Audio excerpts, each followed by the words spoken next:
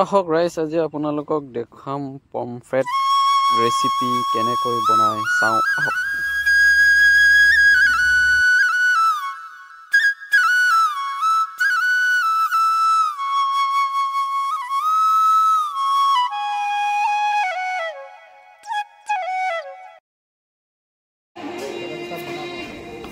Pomfret মছলা বনাবৰ বাবে প্ৰথমতে মাছখিনি ধুনীয়াকৈ বাছি ল'ব লাগিব আৰু ইয়াৰ বাবে বনাবলৈ হ'লে টমেটো, অনিয়ন,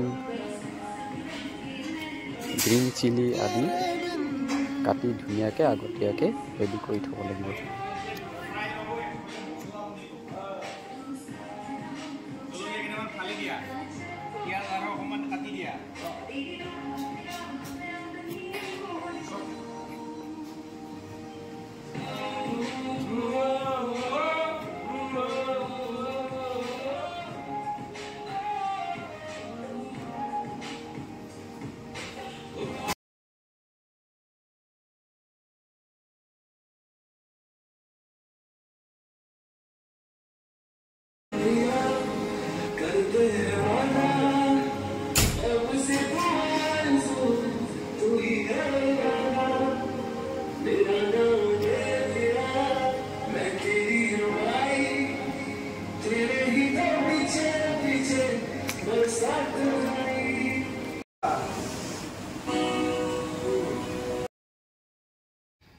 মাছখিনি হালধি আৰু নিমখ অকণমান দি ধুনীয়াকৈ মিহলাই লৈছোঁ যাতে মাছখিনি কালাৰ উঠে। টাৱা গৰম কৰি ল'লোঁ, তাতে অকণমান তেল দি তেল গৰম কৰি লৈছোঁ।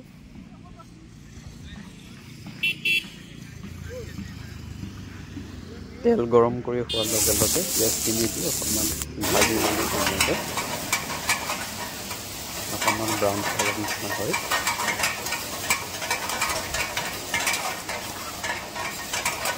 পিঁয়াজখিনি ধুনীয়াকৈ ভাজি ল'লোঁ। চাইজ থাকিব ৰাইজ। মাছখিনি এফালে ফ্ৰাই কৰি আছোঁ,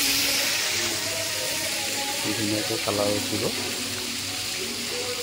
খাই থাকক আপোনালোকে পমফ্ৰেট পিচ কেনেকৈ বনায়।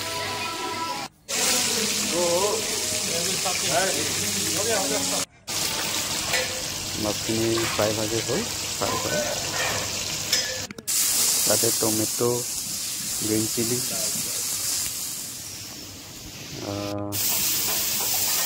তাৰপিছত মিলাই লৈছোঁ ধুনীয়াকৈ। অলপমান ভাজি হ'লে ইয়াতে মছলাখিনি দিব লাগিব। জিৰা পাউডাৰ, জিৰা পাউডাৰ, অকণমান ধনিয়া, ধনিয়া পাউডাৰ, অকণমান কাশ্মীৰী চিলি পাউডাৰ দিব লাগিব।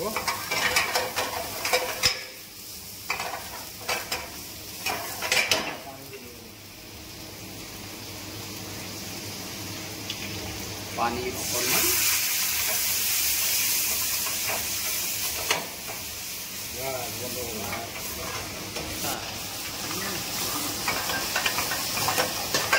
গ্রেভি দিয়ে লগাই ন নাই ভালো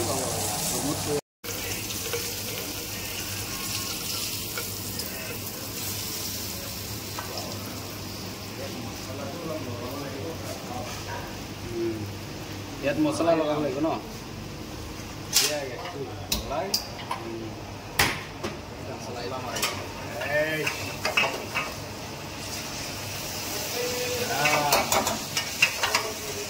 এইটো হৈছে 1 নম্বৰ পমফ্ৰেট মছলা।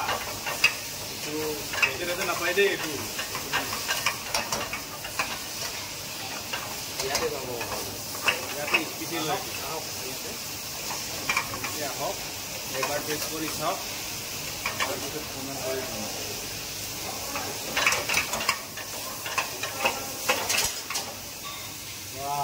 অকণমান ঘি দিওঁ ফ্লেভাৰটোৰ কাৰণে আৰু মজা আহিব।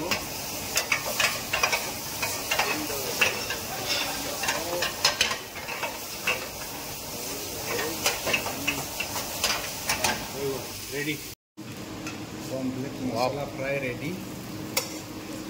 খাইছোঁ পমফ্ৰেট মছলা ফ্ৰাই পুছো পুছো এতিয়া মছলাটো অলপমান দি দিব